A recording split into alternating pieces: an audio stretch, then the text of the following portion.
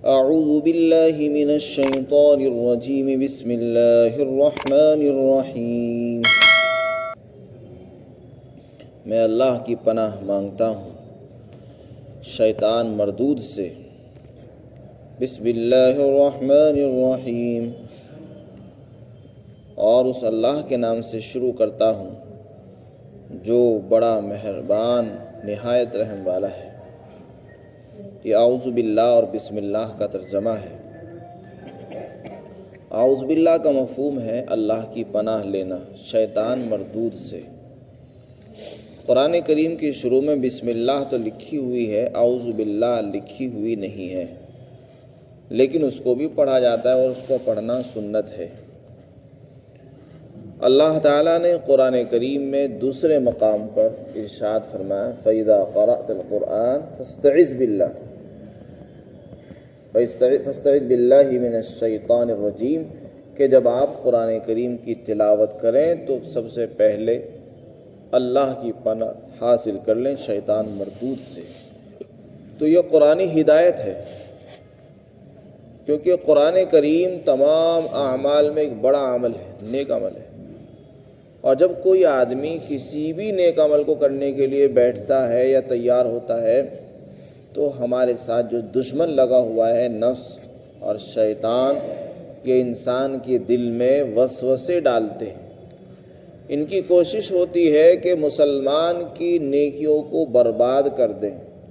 جیسے مثلاً آپ نماز پڑھنے کے لیے کھڑے ہوتے ہیں تو آپ کے نماز پڑھتے ہی وسوسے، خیالات شروع ہو جاتے ہیں۔ قرآن کی تلاوت کرنے کے لیے بیٹھیں گے تو وسوسے شروع ہو جائیں گے، فوراً بہت سارے کام یاد آئیں گے آپ کو، جبکہ اس سے پہلے آپ کو کچھ یاد نہیں ہوگا، لیکن قرآن کی تلاوت کرتے ہی فوراً 10 کام آپ کو یاد ہو جائیں گے۔ یہ وسوسے شیطانی ہوتے ہیں جو انسان کے دلوں میں وہ ڈالتے رہتے ہیں۔ ان کی کوشش یہ ہے کہ کسی طرح ان کو اس سے دور کیا جائے اور ایک مسلمان کو نیکی سے ہٹا دیا جائے، اور اگر وہ نیکی کر بھی رہا ہے تو اس کی نیکی کو خراب اور برباد کر کے چھوڑ دیں۔ یہ شیطانی کوشش ہے۔ تو اللہ تو چونکہ اللہ کو معلوم ہے، اللہ جانتا بھی ہے، اس لیے امت کو اللہ نے یہ تعلیم دی ہے کہ جب بھی قرآن کریم پڑھو تو قرآن پڑھنے سے پہلے اللہ کی پناہ لے لو۔ جب تم اللہ کی پناہ میں آ جاؤ گے شیطان مردود سے تو پھر تمہیں کوئی شیطان، کوئی بھی دشمن تمہیں بیچ میں پریشان نہیں کرے گا اور تمہاری نیکی کو برباد نہیں کرے گا۔ اس لیے کہ اگر مسلمان اپنی نیکی کو کر رہا ہے اور وقت بھی لگا رہا ہے، پیسے بھی خرچ کر رہا ہے، اپنا وقت بھی دے رہا ہے، پھر وہ نیکی برباد ہو جائے تو وہ تو خسارے و نقصان میں رہے گا۔ تو اللہ ہم پر بہت زیادہ مہربان ہے۔ اللہ یہ چاہتا ہے کہ ہم کوئی بھی نیک عمل کریں وہ برباد نہ ہونا چاہیے۔ اس لیے سب سے پہلے حکم یہ ہے کہ بسم اللہ، اعوذ باللہ پڑھ لو۔ اعوذ باللہ اللہ کی پناہ لینا، یہ قرآن کریم کے شروع میں پڑھا جاتا ہے اور پڑھنا سنت ہے، اور بسم اللہ کا پڑھنا بھی سنت ہے۔ اعوذ باللہ اور کب پڑھنی چاہیے؟ قرآن کریم کی دوسری آیت سے پتہ چلتا ہے کہ دوسرے موقعوں پر بھی اعوذ باللہ من الشیطان الرجیم پڑھنا چاہیے۔ مثلا فرمایا وَإِمَّا يَنزَغَنَّكَ مِنَ الشَّيْطَانِ نَزْغٌ فَاسْتَعِذْ بِاللَّهِ، کہ جب شیطان تمہیں وسوسے ڈالے، تمہارے دلوں کے اندر وسوسے پیدا کرے تو فوراً اللہ کی پناہ حاصل کرو، اعوذ باللہ پڑھو۔ اسی طرح حضرات علماء نے لکھا ہے کہ جب انسان کو غصہ آئے تو اس وقت بھی اعوذ باللہ پڑھے، چونکہ غصہ بھی شیطانی اثر ہے، تو اس کو چاہیے کہ اعوذ باللہ من الشیطان الرجیم پڑھ لے۔ اس کے پڑھنے سے اس غصے کا اثر زائل ہو جاتا ہے۔ اور بھی بہت سے موقع پر پڑھنا چاہیے۔ یہ کیسے پتہ چلا کہاں کہاں ہمیں پڑھنا چاہیے؟ اللہ نے مستقل 2 صورتیں نازل فرمائی جو ابھی گزری ہیں قرآن کریم کے آخر میں، قل اعوذ برب الفلق اور قل اعوذ برب الناس۔ اس میں رسول پاک صلی اللہ علیہ وسلم کو اللہ نے تعلیم دی ہے، اور جو تعلیم نبی کے لیے ہوتی ہے وہ امت کے لیے ہوتی ہے۔ کیا فرمایا؟ اعوذ برب الفلق من شر ما خلق ومن شر غاسق اذا وقب۔ آپ کہیے کہ میں صبح کے رب کی پناہ لیتا ہوں مخلوق کے شر سے۔ اللہ نے جو چیز بنائی ہے اس میں انسان بھی ہے، جنات بھی ہے، جانور بھی ہے، انسان بھی ہے، کیونکہ ہر چیز نقصان پہنچا سکتی ہے، تو ان کے شر سے اللہ کی پناہ لینے کا حکم ہے۔ من شر ما خلق ومن شر غاسق اذا وقب، رات کی پناہ، رات سے اللہ نے پناہ لینے کا حکم دیا، کیونکہ رات میں بہت سارے برے کام ہوتے ہیں، فتنے اور فساد والے کام ہوتے ہیں، گناہوں کے کام انجام دی جاتے ہیں۔ ایسا نہ ہو کہ کوئی ایسا کام انجام دی جائے جس سے اب ہم کو نقصان پہنچ جائے، اس لیے رات سے بھی اللہ کی پناہ لینی ہے۔ ومن شر غاسق اذا وقب ومن شر النفاثات فی العقد ومن شر حاسد اذا، اور جو عورتیں گرہوں میں پھونک مار مار کر جو ہے وہ دم کرتی ہیں، ان کے شر سے، ہر حسد کرنے والوں کے شر سے پناہ لینے کو فرمایا۔ ان سب سے پناہ لینے کے لیے اعوذ باللہ پڑھو اور اللہ کی پناہ لو۔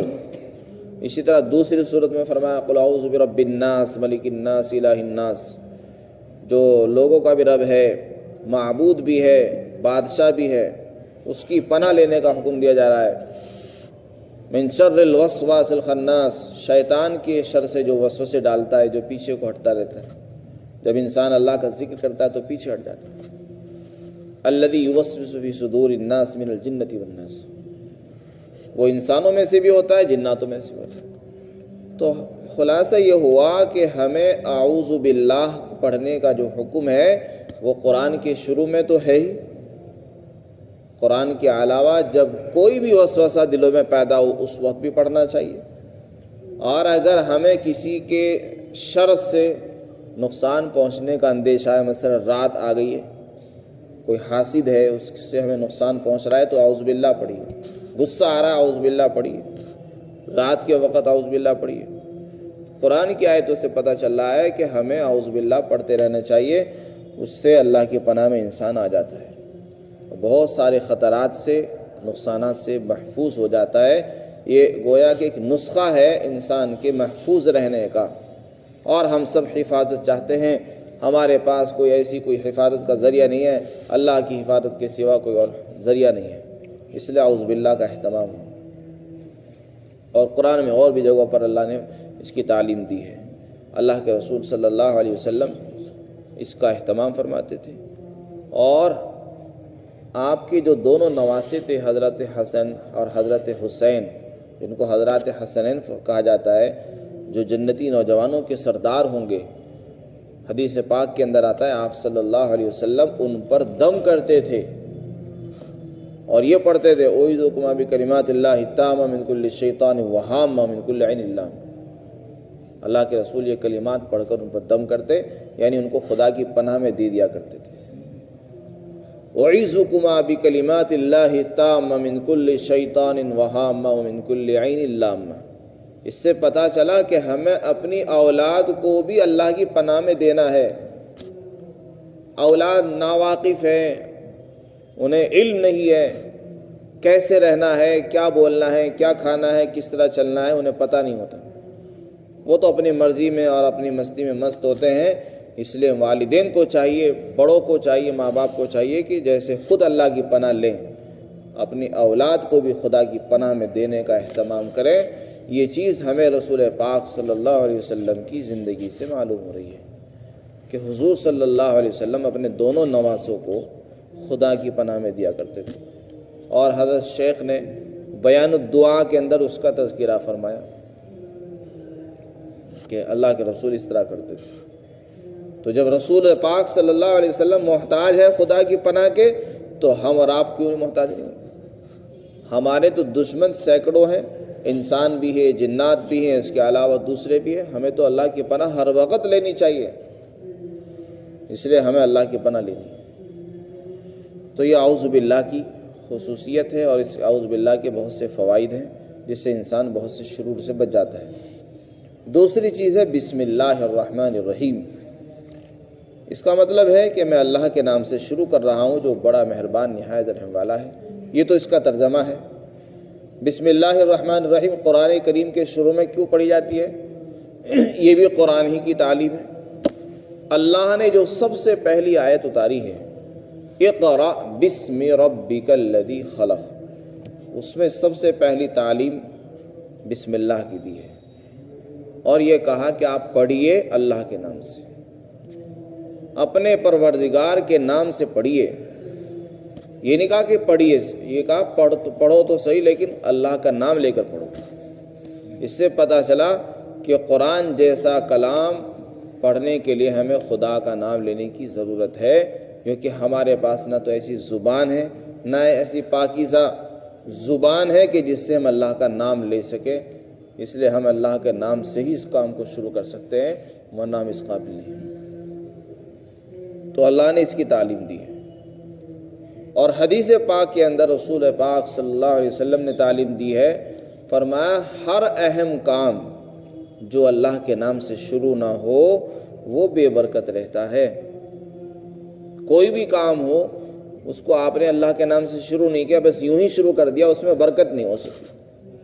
اگر ہم اپنے کاموں میں برکت لانا چاہتے تو اللہ کا نام لینے کا اہتمام خود بھی کریں، اپنے گھر والوں کو، بچوں کو بھی سکھائیں. یہ حدیث ہے. اسی لیے ہمارے اکابرین اور اسلاف کا معمول ہے کہ جب کتاب پڑھاتے ہیں تو اس وقت بھی بسم اللہ سے کتاب کو شروع کرتے ہیں. کوئی بھی کتاب پڑھاتے ہیں اس کو بسم اللہ سے شروع کرائیں گے. سنتے ہیں بسم اللہ کے نام سے شروع کرتے ہیں. آپ کوئی بھی کام کریں، لکھنے کا کام کریں، پڑھنے کا کام کریں، کھانا کھائیں تو بسم اللہ پڑھیے. یہ اللہ کے رسول نے فرمایا، یا غلام سم اللہ کل بیمینک وکل مما یلیک. اے لڑکے اللہ کا نام لے کر کھاؤ، دائیں ہاتھ سے کھاؤ بسم اللہ اور اپنے آگے سے کھاؤ. اللہ کے رسول نے ایک بچے کو تین چیزوں کی تعلیم دی.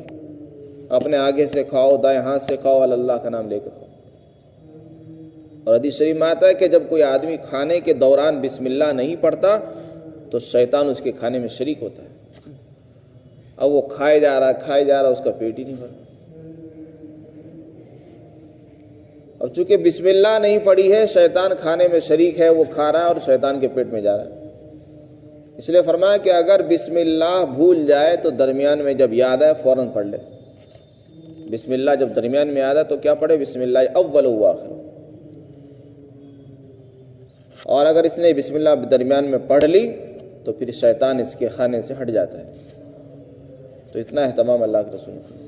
بسم اللہ و برکت اللہ، حدیث شریف میں الفاظ آتے ہیں کہ یہ الفاظ پڑھنے چاہیے بسم اللہ کے. تو کھانے سے پہلے بھی ہمیں پڑھنا ہے، اور وضو کرنے سے پہلے بھی بسم اللہ پڑھنی ہے، اور اسی طرح لکھنے سے، پڑھنے سے پہلے، سونے سے پہلے بسم اللہ کا حکم ہے. ہم سوتے ہیں تو سوتے وقت جو اللہ کے رسول نے ہمیں دعا تلقین فرمائی امت کو، اس دعا کا نام ہے اللہم بسمک اموت واحد. اسم کے معنی نام کے آتے ہیں. اللہ میں تیرے ہی نام سے جیتا ہوں، تیرے نام سے مرتا ہوں،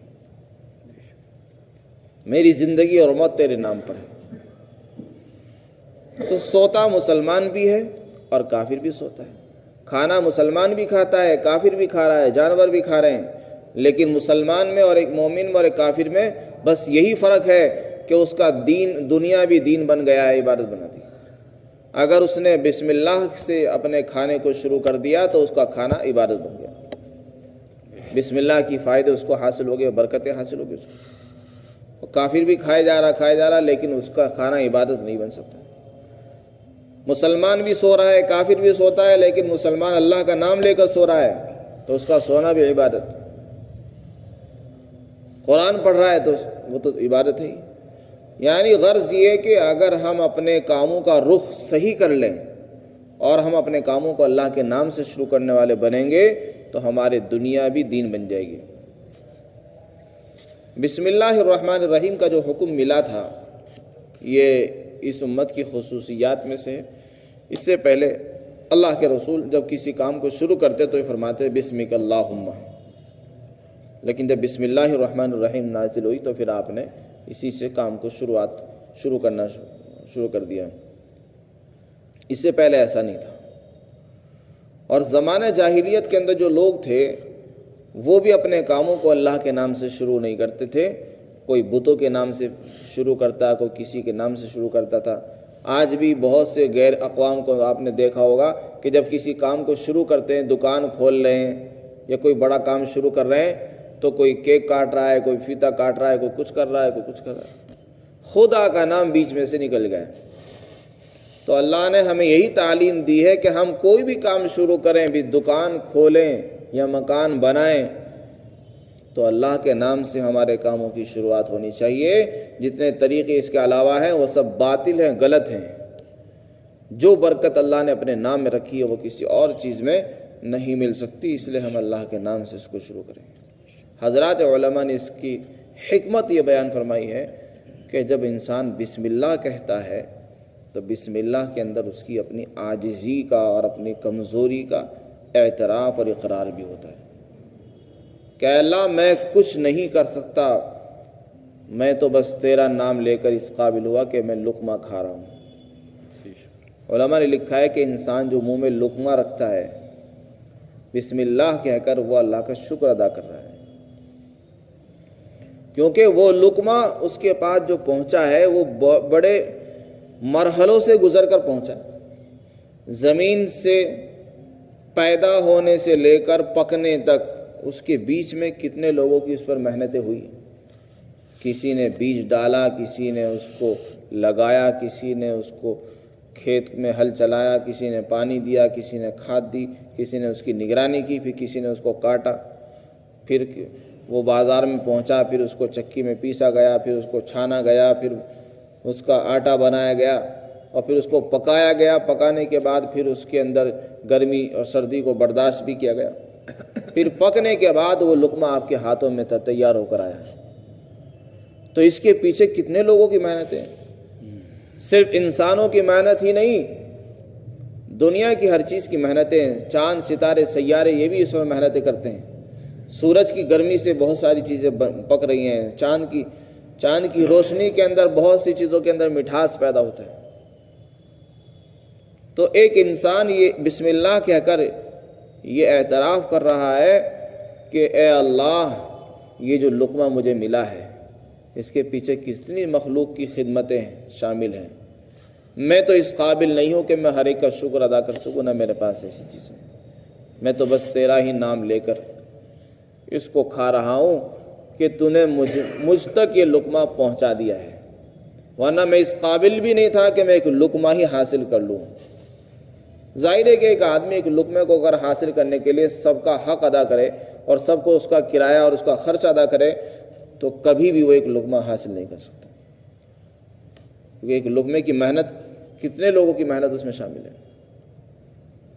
تو یہ اللہ کا نام لے کر انسان شروع کرتا ہے. اس میں اپنی عاجزی کمی کا اعتراف ہے کہ ہم کچھ نہیں ہیں، سب کچھ تو ہی ہے، تیری ہی برکت سے، تیرے ہی نام سے ہمیں یہ لقمہ نصیب ہوا ہے، اور اگر تو نہ ہوتا، تیری مدد شامل نہ ہوتی تو ہم اس قابل بھی نہیں تھے کہ ہم لقمہ کھا سکیں. تو یہ اللہ کی توفیق سے ہمیں یہ ملا ہے، اس لیے بسم اللہ پڑھنی چاہیے. تو قرآن کریم کے شروع میں ہمیں اعوذ باللہ بھی پڑھنی ہے اور بسم اللہ الرحمن الرحیم بھی پڑھنی ہے. قرآن کریم ہم چاہے نماز میں شروع کریں یا نماز سے باہر شروع کریں، دونوں صورتوں میں اعوذ باللہ اور بسم اللہ دونوں پڑھی جائے گی. پہلی رکعت اگر ہے تو اس میں اعوذ باللہ بسم اللہ دونوں پڑھی جائے گی، بعد کی رکعتوں میں صرف بسم اللہ پڑھی جائے گی. اور باہر نماز سے باہر اگر ہم قرآن پڑھ رہے ہیں تو پہلے اعوذ باللہ پڑھیے اور پھر بسم اللہ پڑھیے. اور اگر تلاوت کے دوران کوئی آدمی بیچ میں بات کرنے کے لیے آ جائے، بیچ میں کسی سے بات شروع کر دی، پھر دوبارہ سے پڑھنا چاہتے ہیں تو فرمایا جب بھی اعوذ باللہ دوبارہ پڑھنی پڑے گی، کیونکہ بیچ میں شیطان آ گیا، اس نے بیچ میں خلل ڈال دیا، لہذا دوبارہ سے اعوذ باللہ پڑھیے اور پھر دوبارہ سے قرآن شروع کیجیے. بسم اللہ الرحمن الرحیم کے متعلق حضرات علماء نے یہ بھی بیان فرمایا کہ بسم اللہ سورہ نمل جو قرآن کی ایک سورت ہے اس کا ایک جز اور حصہ ہے، اس کی مستقل ایک آیت بھی ہے بسم اللہ. اب سوال یہ ہے کہ یہ بسم اللہ تو ہر سورت کے شروع میں لکھی ہوئی ہے، تو کیا ہر سورت کا بھی حصہ ہے؟ تو اس کا جواب یہ ہے کہ یہ بسم اللہ ہر سورت کا حصہ نہیں ہے، البتہ دو سورتوں کے درمیان فرق کرنے کے لیے یہ اتری ہے. پھر ایک تیسری چیز جو رہ جاتی ہے وہ سورہ فاتحہ کی ہے. سورہ فاتحہ جو الحمد شریف ہے اس کے شروع میں بھی بسم اللہ لکھی ہوئی ہے. حضرت امام شافعی فرماتے ہیں وہ اس کا جز اور حصہ ہے. حضرت امام ابو حنیفہ کے یہاں اس کا جز اور حصہ نہیں ہے. اس کو پڑھا جائے گا دونوں کے درمیان فصل کرنے کے لیے اور فرق کرنے کے لیے اس کو لکھا بھی جاتا ہے اور پڑھا بھی جاتا ہے. اس لیے ہمیں قرآن کو شروع کرنے سے پہلے بسم اللہ کو پڑھنا چاہیے اور اس کا پڑھنا سنت ہے بالاجماع، اور نماز کے دوران بھی اس کو پڑھنا چاہیے۔ سورہ فاتحہ سے پہلے بھی پڑھیں اور ہر رکعت کے شروع میں اس کو پڑھنا چاہیے۔ اس کے علاوہ بسم اللہ اور کب پڑھی جائے گی؟ حدیث شریف میں آتا ہے کہ جب آپ گھر کا دروازہ بند کرو رات میں تو دروازہ بند کرتے وقت بسم اللہ پڑھو، چونکہ جب بسم اللہ پڑھ کے دروازہ بند کیا جائے گا تو اسے شیطان کھول نہیں سکتا، اسے کھولتا نہیں۔ یہاں تک کہ اگر کوئی ڈھکنا ہے، برتن کو ڈھکنا ہے، اس کو بھی بسم اللہ پڑھ کے ڈھکیے۔ سو رہے تو بسم اللہ کہہ کر سوئیے، اللہ کا نام لے کر سوئیے، اور جب اٹھیں تو بسم اللہ پڑھیے۔ اللہ کا نام لے کر اٹھنا ہے، اللہ کا نام لے کر سونا ہے۔ اسی طرح فرمایا دروازہ بند کرو اور کوئی بھی اچھا کام کرو بسم اللہ پڑھ کر ہمیں کرنا چاہیے۔ یہی اسلام کی تعلیم ہے۔ رات کو دروازہ بند کرنا ہے، چراغ گل کرنا ہے، چراغ بجھانا چاہ رہے تو بسم اللہ پڑھ کے بجھائیے، تو اس سے برکتیں آتی گھروں میں۔ آج ہمارے گھروں میں برکتیں نہیں، ہر آدمی شکایت کرتا ہے کہ ہم کما رہے، برکتیں نہیں ہیں۔ برکتیں اس لیے نہیں ہیں کیونکہ ہم نے تعلیمات کو چھوڑ دیا ہے، اسلامی تعلیمات کو چھوڑ کر یہود و نصارہ کے طریقوں کو اختیار کر رہے ہیں۔ حدیث شریف میں آتا ہے کہ جب گھر میں داخل ہو جاؤ تو سلام کرو، گھر میں داخل ہونے کے بعد سلام کرنے سے برکت ہوتی ہے، اور بسم اللہ پڑھنے سے بھی برکت ہوتی ہے۔ اس لیے دعا کیجیے اللہ تعالی ہم سب کو اسلامی تعلیمات پر عمل کرنے کی توفیق عطا فرمائے۔ وآخر دعوانا